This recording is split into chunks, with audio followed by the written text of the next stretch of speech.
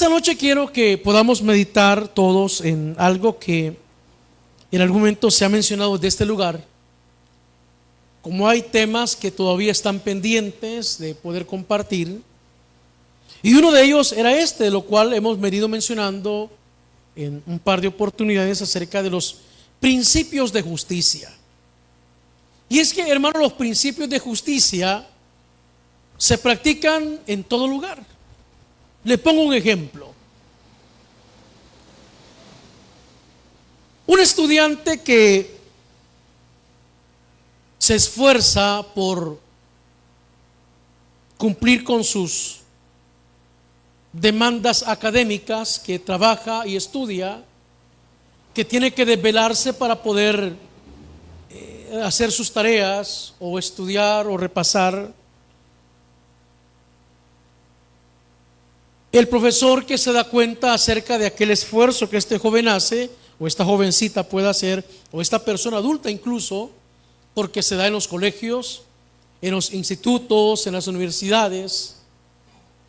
Y un día, por aquellas cosas de la vida, le faltan 5 décimas o centésimas o milésimas, no sé cómo es, cuánto porcentaje conlleva aquello, para poder llegar a su nota inmediata, para poder pasar la materia. El profesor, que reconoce su esfuerzo, dice: bueno, solo son 5, se lo vamos a poner pues. Contrario a aquel joven que solo estudia.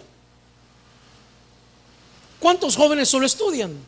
O personas que solo estudian tienen la oportunidad, tienen la facilidad, tienen los medios, y que por cuestiones de distracción o negligencia no se prepararon para la prueba, para el examen o en su estudio como tal?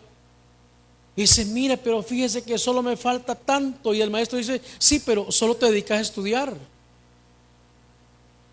El problema es que los jóvenes de hoy, los muchachos de hoy, como nosotros los adultos, tienen tantos distractores que, a pesar que tengan la oportunidad de solo dedicarse a estudiar, muchas veces no lo hacen. Y nosotros los padres somos culpables de eso. Y no tengo nada en contra de los jóvenes, aunque sí, está bueno, que son haraganes, hermano. No digo todos, son cómodos. Esa famosa frase cabe en nosotros los adultos, eso de no tengo tiempo. Perdón, no tengo tiempo. Cuénteme su itinerario. Dígame en qué invierte su tiempo. Porque la Biblia nos enseña a administrar todos los recursos que Dios nos da. Hay jóvenes que a esta hora de la noche están en su casa con la excusa de no venir a un culto, por ejemplo como este, porque tienen tareas, y lo menos que hacen son tareas. Dije: no tengo nada en contra de ellos, aunque sí. Y adivine de quién es la responsabilidad. De nosotros los padres. Sí, nosotros participamos de lo que ellos hacen. Entonces, hablando de los principios de justicia, el maestro, que conoce, no a ciencia cierta, pero sí en alguna manera la condición de ambos, ¿a quién cree que va a premiar? ¿A quién cree que va a ayudar? Al que trabaja, al que se esfuerza. A ese va a premiar. No me confunda el favoritismo con el principio de justicia, porque el favoritismo también existe, aún dentro de las congregaciones. El favoritismo existe en la familia. Génesis capítulo 25, versículo 28 dice que Isaac amaba más a Esaú, porque comía de su mano, de su casa. Y la esposa de Isaac, ¿cómo se llamaba? ¿Tan seguro? Rebeca. Amaba más a Jacob. Lo amaba más. Génesis capítulo 37, versículo 3 dice que Jacob amaba más a José, porque lo tuvo en su vejez. Tanto que dice que le había diseñado una túnica de colores. Y por esa razón sus hermanos lo aborrecían. No solo por eso, pero era una causal. Y aquí me surge la pregunta a mí: ¿se puede amar más a un hijo que a otro? ¿Qué dicen los padres? Es que yo a todos los amo por igual, decimos nosotros, ¿verdad? Pero ahí dice que uno amaba más a uno que al otro. No sé si la traducción está bien, corríjanme, pero dice que lo amaba más. O sea que en alguna medida sí se puede llegar, dije quizá. No digo que sea su caso ni el mío, porque yo soy igual que usted. Yo a todos mis hijos los amo por igual, a todos los dos que tengo. Está bueno, pues sí, porque más de algunos. ¿Y cuántos tiene, pastor?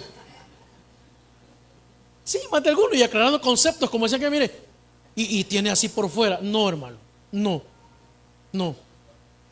Hijos espirituales, sí, está bueno, pues sí, porque. Pero dice que lo amaba más. El punto es que no me confunde el favoritismo con el principio. Entonces, los principios de justicia. En un trabajo, por ejemplo, en una empresa, hay un empleado, un trabajador, un obrero, un colaborador que es diligente, que es respetuoso, que es acomedido, que casi lo mismo que diligente, que es puntual, que es honesto. ¿Cuánto nos cuesta la honestidad a muchos? Y de repente hay otro que es todo lo contrario, de los cuales existen en todo momento y seguirán existiendo siempre. ¿A quién cree usted que el jefe, el patrono, va a favorecer en algún momento necesite un favor? Al que se porta bien. Son los principios de justicia. Y en la iglesia, dice las personas, leía un post un día de estos, creo que ayer antier, que los pastores tenemos favoritos. No lo dudo. Existe, sí. Pero también existe un poco más de confianza con unos que con otros. Con algunos nos conocemos un poquito más, con otros bromeamos un poquito menos, con otros compartimos un poco más. Y no se trata de favoritismo, aunque le dije, existe. Entonces, dentro del reino de los cielos también existen principios de justicia, de los cuales muchas veces nosotros en algún momento participamos, o Dios nos hace participar. Y algunos otros se preguntarán: pero ¿y Dios tiene favoritos? Esa es la pregunta. ¿Usted qué dice? Se dice Dios tiene íntimos, Dios tiene tratos diferentes, Dios tiene tratos especiales. Pero la Biblia enseña que Él es un Dios justo. ¿Cuánto lo creemos? Dios es un Dios justo, hermano. Es justo. Entre otras cosas, Dios es justo. Él dice que es galardonador. Dice que retribuye a cada uno conforme, pues, a su obra. Entonces quiero que esta noche pueda buscar conmigo Hebreos capítulo 6, versículo 10. Hebreos capítulo 6, versículo 10. Y si tiene la oportunidad de ponerse en pie, esta noche lo hace, al menos en esta oportunidad. Hay otras oportunidades en las que permanecemos sentaditos, pero hoy pongámonos de pie. Ya pasará usted un tiempo ahí sentadito en el cual pueda descansar un poco también. Hebreos capítulo 6, versículo 10. ¿Lo tiene? Damos lectura a esta porción de la palabra y lo hacemos honrando al Padre, al Hijo y al Espíritu Santo de Dios. Porque Dios no es injusto para olvidar vuestra obra y el trabajo de amor que habéis mostrado hacia su nombre, habiendo servido a los santos y sirviéndoles aún. Lo leemos una vez más. Porque Dios no es injusto para olvidar vuestra obra y el trabajo de amor que habéis mostrado hacia su nombre, habiendo servido a los santos y sirviéndoles aún. Iglesia, esta es palabra de Dios. Pueden sentarse, hermanos. Bien.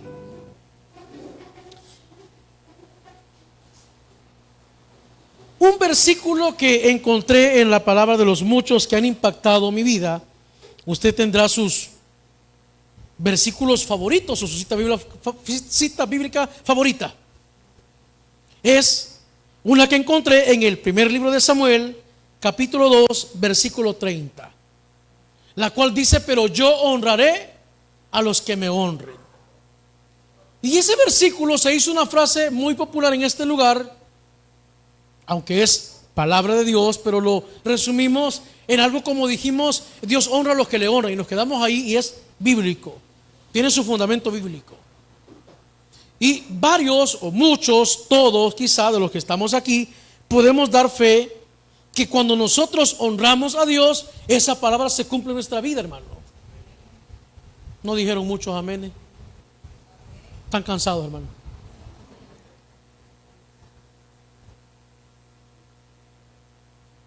Dios honra a los que le honran. Pregunto esta noche: ¿cuántos honramos a Dios?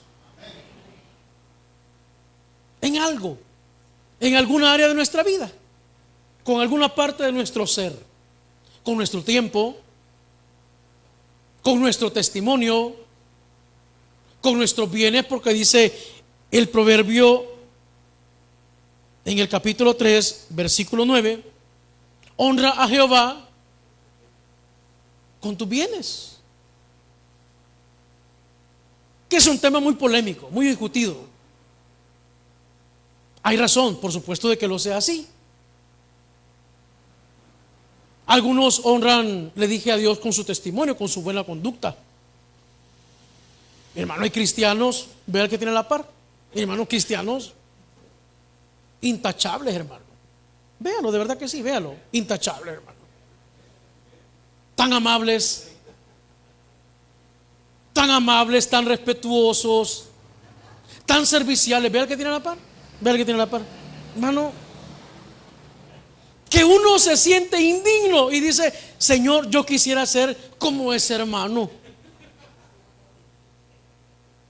Me recuerdo el testimonio del pastor Vladimir del Tabernáculo Las Hojas, que dice que cuando él llegó al cristianismo, veía a un hermano diácono de la iglesia, servidor de la congregación, hermano, ser un hermano ejemplar, predicador de la palabra.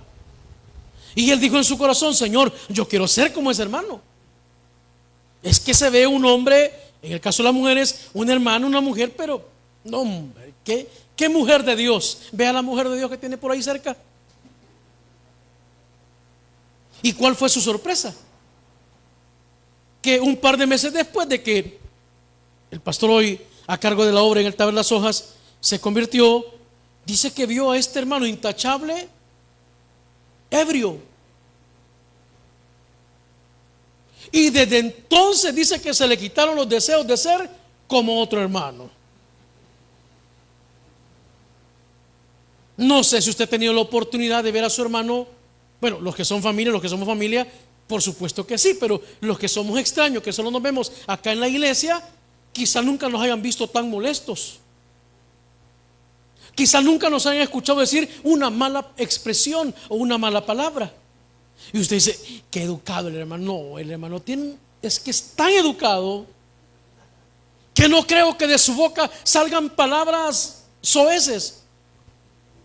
No creo. Pero déjeme decirle que la Biblia nos enseña que no hay justo ni aún uno, y que bueno solo es Dios, hermano. O sea que todos los que estamos aquí, en algún momento de nuestra vida, de nuestro interior pueden emerger o surgir o salir cosas de las cuales usted y yo nos podemos asombrar y decir: no creí que llegara a tanto. No, eso no es nada, hay mucho más todavía.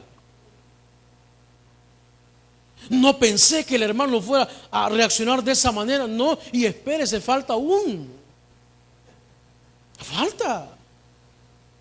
Porque dice Jeremías capítulo 17, versículos 9 y 10, que engañoso es el corazón, y no solo engañoso, perverso, más que todas las cosas. Y yo pregunto: ¿y los cristianos hoy que decimos que tenemos la mente de Cristo y que Dios nos ha puesto un nuevo corazón, ¿Será que de vez en cuando de nuestro interior salen cosas así como un poco feas? ¿Por qué? Porque todavía estamos en esta naturaleza humana, que dice la Escritura que batalla. Porque la carne a la verdad está dispuesta. Bueno, a la verdad no está dispuesta, el espíritu está a la verdad dispuesto, ¿verdad? Pero la carne no. La carne no. Su carne hoy no quería venir, quizá. Dijo, es que estoy cansado. Y si mejor agarro el bus y me voy para la casa directo. Porque muchos de nosotros, ¿verdad? Si nos pasa lo que nos paramos aquí, no crea que somos de hierro, hermano. No crea que somos espíritus vivificados, no, somos de carne y hueso. Y si me agarro unas vacaciones, y si hoy no voy. El punto es que lo que estamos viendo es que existen principios de justicia en donde le ponía un ejemplo de el primer libro de Samuel, capítulo 2, versículo 30, que Dios honra a los que le honran. Ahí entran las prioridades. Dios debería ser nuestra máxima prioridad en nuestra vida. Ahí entra, por supuesto, el hecho de la obediencia para con Dios. ¿Cuántos somos obedientes para con Dios, hermano? Yo mejor bajo la mano. Y usted dirá, pastor, ¿y usted no es obediente? En algunas cosas sí, en otras no. Levante la mano el que es obediente en todo para con el Señor.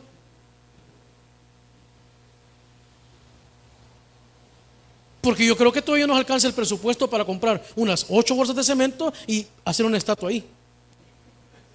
Al hermano que obedece en todo a Dios. Aunque mañana vaya al distrito número 5 a pedir los permisos para que me dejen construir la estatua ahí. No hay nadie, hermano. A todos nos está costando. Pero todos tenemos el mismo tutor, que es el Espíritu Santo, que nos va ayudando, hermano. Porque como bien lo hemos dicho algunas veces, de forma alegórica, todavía nos ponemos las sandalias al revés, hermano. Aunque literalmente algunas veces nos ponemos los zapatos al revés, o las jeans al revés. Pero estoy hablando en un sentido espiritual. Se nos vienen unos pensamientos a la cabeza a veces que no se agradecen, hermano. Aún estando sentado en esas sillas, hermano.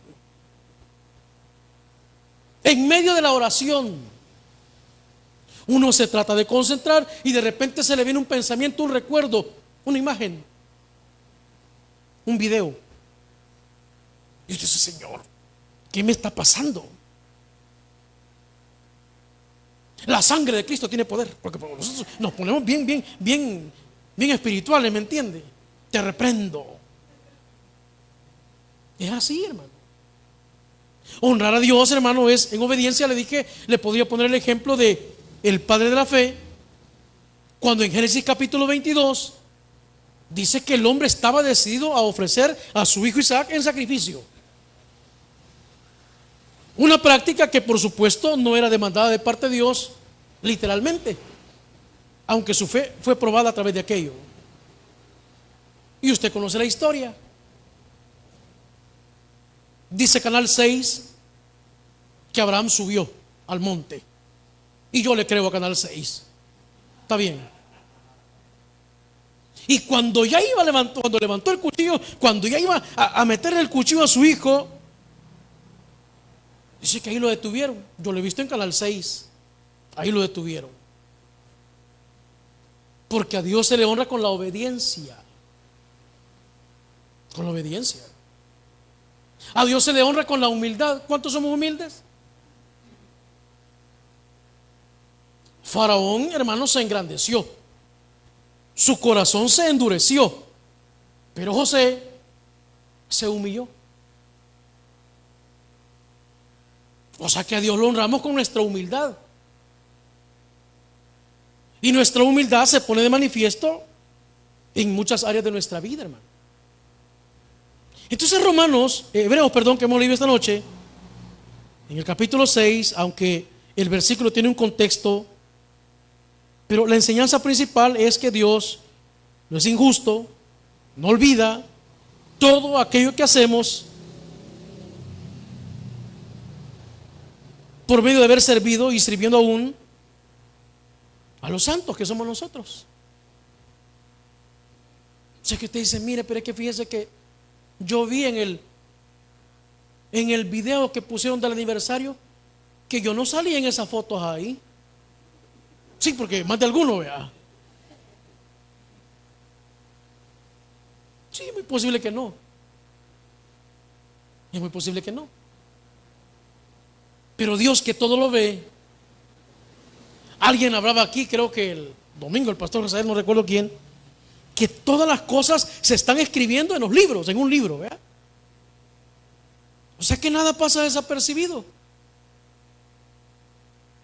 Para Dios, nada le es indiferente. Todo lo ve, todo lo conoce.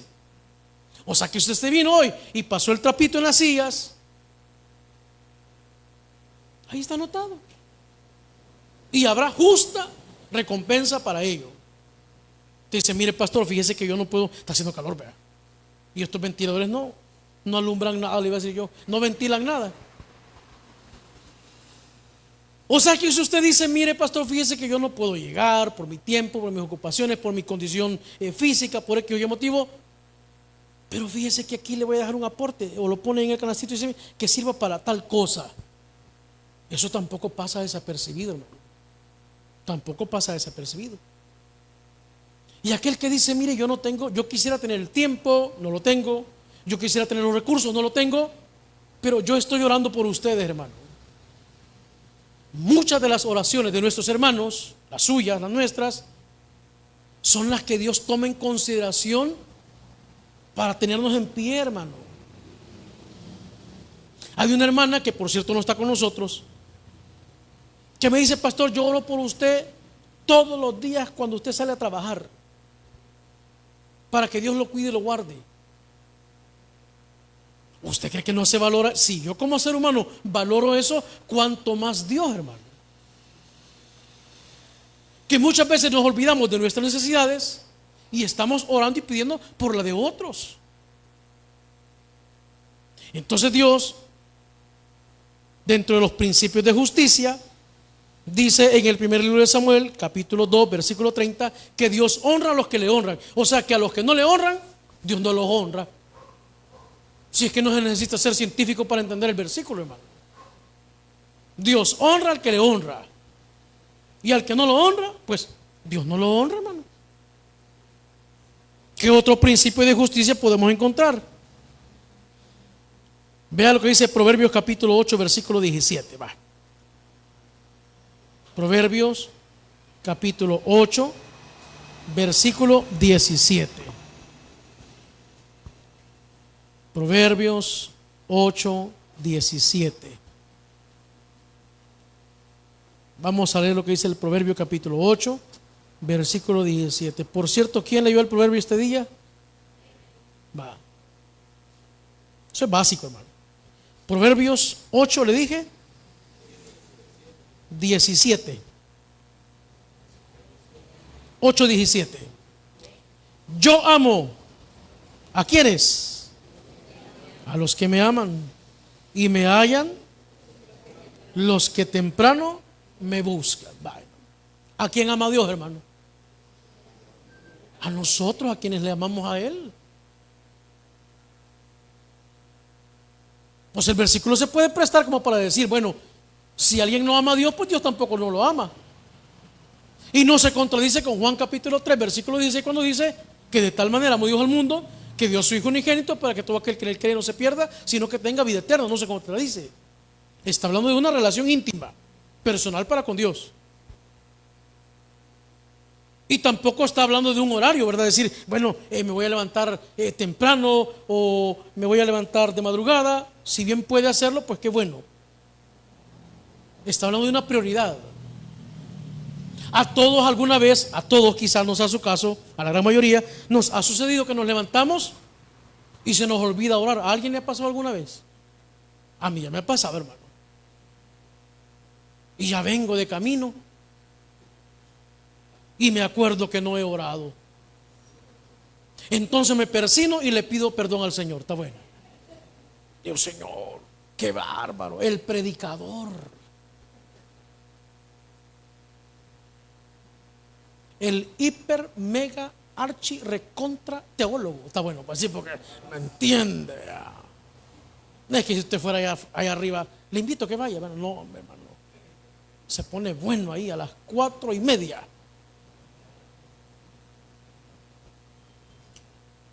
Dice: yo amo a los que me aman y me hallan los que temprano me buscan. Pero fíjese que hay otro texto que no es que contradiga lo que hemos leído, pero me gustaría que lo leyéramos. Proverbios capítulo 2, retrocede un poquito a Proverbios capítulo 2, versículo 23 al 28. 2 del 22. 2:22. No, 1:22, perdón. 1:22. Gracias, pastores. Sí, no, vi un capítulo atrás. 1:22, pastores. Y que fíjense que del teléfono estoy tomando el dato porque hoy no pude imprimir el papel, ¿verdad? Pero entonces, de ahí lo estoy tomando ahorita. Por eso me ve que estoy tocando aquí el teléfono. Proverbios 1:22 es la cosa. Mira lo que dice. ¿Lo tiene? 1:22. ¿Hasta cuándo, oh simples, amaréis la simpleza? Y los burladores desearán el burlar, y los insensatos aborrecerán la ciencia. Volveos a mi reprensión, he aquí yo derramaré mi espíritu sobre vosotros, y os haré saber mis palabras. Por cuanto llamé y no quisisteis oír, extendí mi mano y no hubo quien atendiese, sino que desechasteis todo consejo mío, y mi reprensión no quisisteis. También yo me reiré en vuestra calamidad, y me burlaré cuando os viniere lo que teméis. Cuando viniere como una destrucción lo que teméis, y vuestra calamidad llegaré como un torbellino. Cuando sobre vosotros viniere tribulación y angustia, entonces me llamarán y no responderé, me buscarán de mañana y no me hallarán. Y si lee el 29 dice: por cuanto aborrecieron mi sabiduría. Vaya, hermano. O sea que hay personas que, como vemos en nuestro medio, se burlan de Dios, de su palabra, de la iglesia, de su iglesia que somos nosotros. Y llegará un día en el cual experimenten una necesidad, como todos experimentamos necesidad alguna en algún momento. Y aunque lo busquen de mañana, y no hablo de un horario literal, aunque pudiéramos tomarlo literal como tal, dice que no van a ser escuchados. No. Porque su prioridad nunca fue tener una relación para con Cristo. Contrario a nosotros, que somos criticados porque por todo oramos. Nos levantamos, oramos. Llegamos al trabajo, oramos. Nos regañó el jefe, oramos para que Dios se lo lleve. Por todo oramos, hermano. Vamos a tomar el desayuno, oramos. Nos vamos a subir al colectivo, oramos. Por todo oramos. Llega la noche, oramos. Nos despertamos en la madrugada, oramos para que Dios nos dé sueño y podamos dormir. Está bueno. Señor, dame sueño. Pero hay quienes, hermano, ni en lo mínimo tienen una muestra de gratitud para con Dios por medio de un diálogo o una comunicación a través de la oración. En lo mínimo, hermano. No así desestimar todo lo que Él ofrece. Y lo que hemos leído en el contexto del capítulo 1 del proverbio, hermano, son cosas maravillosas. Nuestro entendimiento ha sido alumbrado, hermano. Ahora nuestros ojos ven. Y no hablo de ojos físicos, porque algunos tenemos problemas visuales. Yo tengo 2 en 1: miopía y astigmatismo. Y como dice aquel meme, mire cómo hace para manejar en la noche. Me imagino la calle, hermano, ¿verdad? Porque pues sí, me la imagino.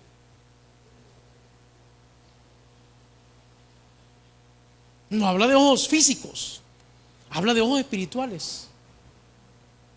Entonces, ¿cómo es posible dentro del principio de justicia?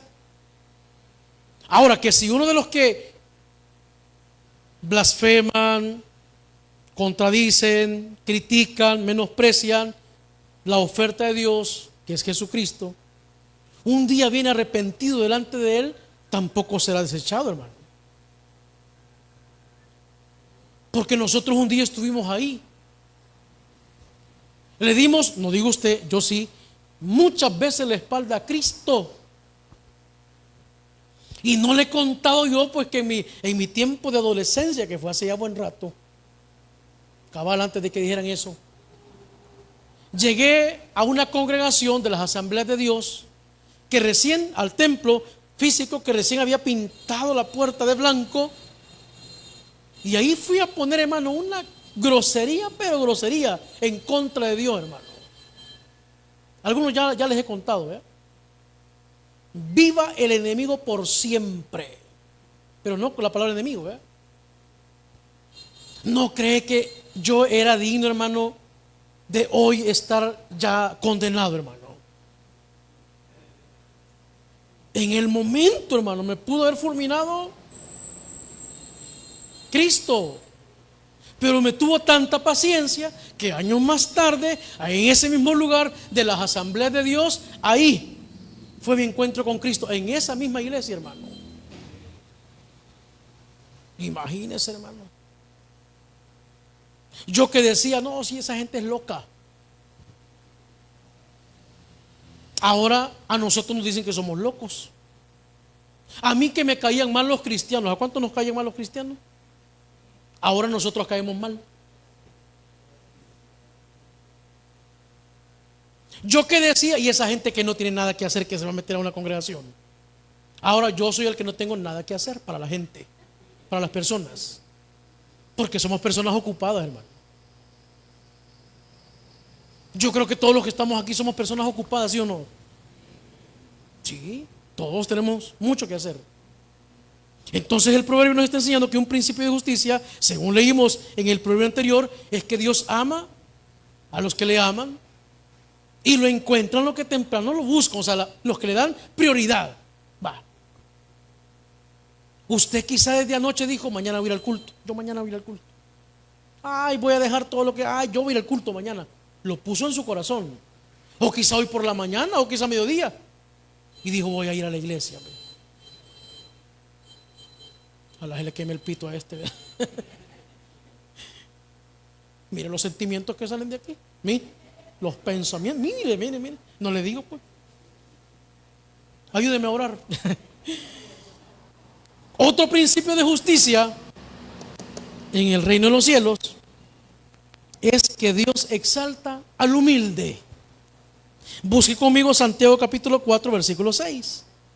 Santiago, epístola, escrito, carta de Santiago capítulo 4 versículo 6. Santiago. ¿A dónde está Santiago? ¿Después de qué? De Hebreos. Capítulo 4 versículo 6. Mire lo que dice. Pero Él da mayor gracia. Por esto dice, Dios resiste a los soberbios y da gracia a los humildes. Vaya, hermano. Es un principio de justicia. Y no le cuento pues que en el trabajo, en el estudio, en la familia, en cualquier otro lugar, una persona que sea orgullosa, soberbia, altanera, hermano, no cae muy bien, hermano.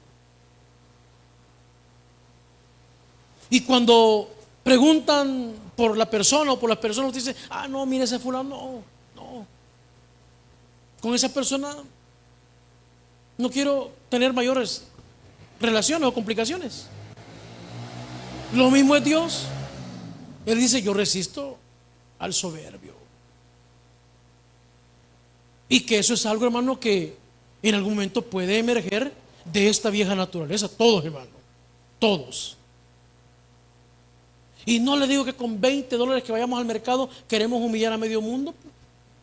Con $20, hermano. Ay, amor, le dice la señora del canasto a uno, pero fíjese que estos son un poquito más caros.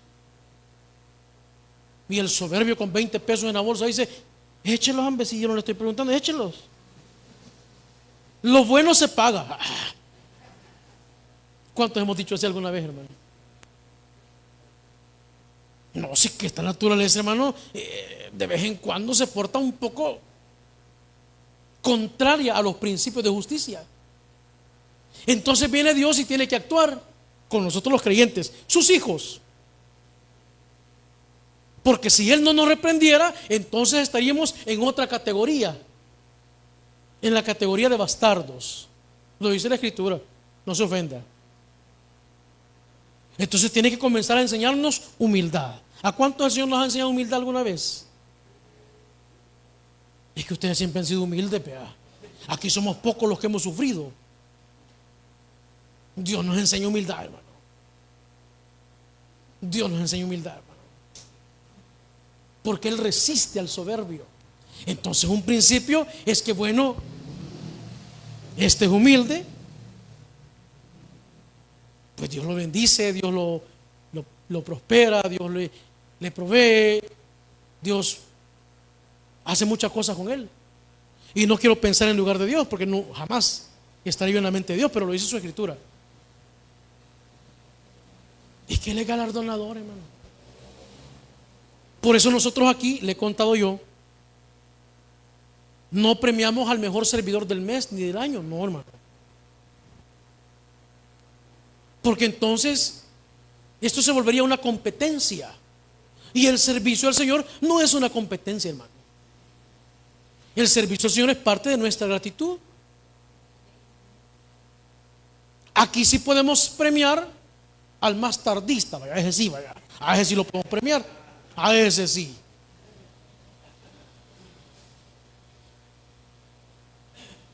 Pero jamás vamos a premiar. Es que, mire, él es la mejor maestra de escuela bíblica. No, hermano. Jamás. Como decía el hombre, ¿ah? Mientras yo viva, jamás va a haber aquí un diploma de premiación al mejor servidor del año. Jamás, hermano. Ya cuando yo no esté, ahí se premian todos ustedes solos, ¿verdad? Porque ahí pues ya que Dios los socorre y los ayude.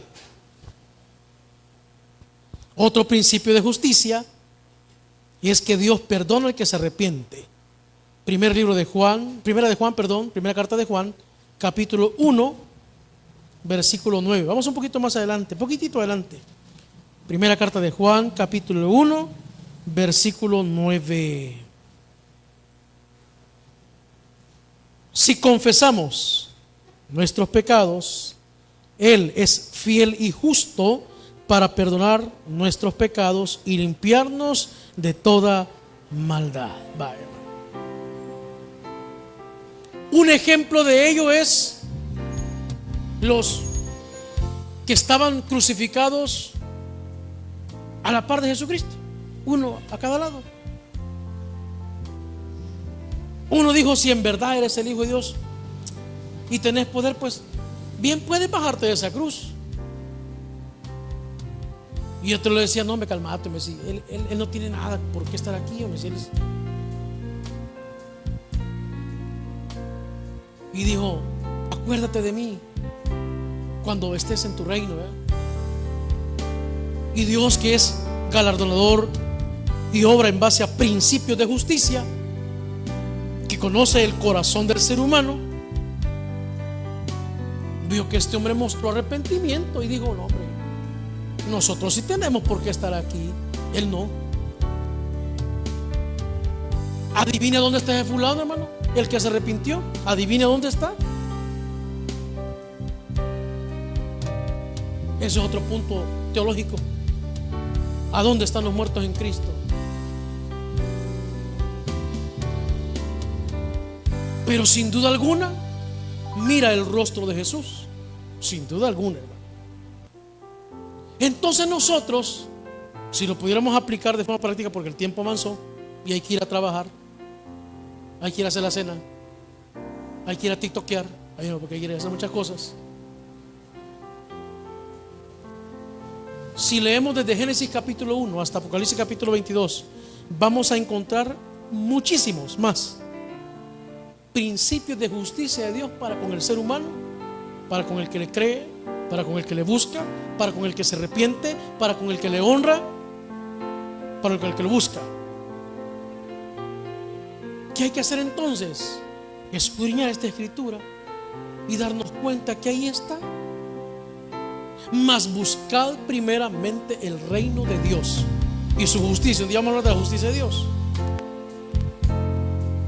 O sea, el principio ahí está. ¿Cuál es? Que si usted y yo buscamos el reino de Dios y su justicia, las cosas básicas necesarias vienen por añadidura. Ahí está el principio. Adivine de quién es la decisión. De nosotros, hermano. De nosotros. A Él sea la gloria y a Él sea la honra por los siglos de los siglos. Amén y amén. Padre, agradecidos estamos esta noche por ser un Dios bueno, un Dios maravilloso, un Dios que vive y permanece para siempre. Es justo, es un Dios justo, un Dios paciente, un Dios misericordioso, pero que también ha establecido límites, que también ha establecido formas de cómo deben ser y hacerse las cosas. Hablando de la salvación, hay un solo mediador, una sola forma de poder obtener la salvación. Es un principio de justicia. Y nosotros hoy conocemos la forma, la manera, a quien Dios propició, a Jesucristo como nuestro Rey, Señor y Salvador personal. Por eso damos gracias, porque sus promesas se hacen efectivas en nuestra vida. Bendito Jesús, te adoramos, te bendecimos esta noche y queremos finalizar con este cántico maravilloso, declarando, Señor, por supuesto, que la paz que usted nos trae, nos da, es una paz única, diferente, especial, no como el mundo nos la da. Que en medio de la prueba y el dolor podemos tener confianza, seguridad, fortaleza. En el fondo de mi alma hay una dulce quietud, se difunde embargando mi ser. Es una calma infinita que solo podrán los amados de Dios comprender. Paz, paz, cuán dulce paz es aquella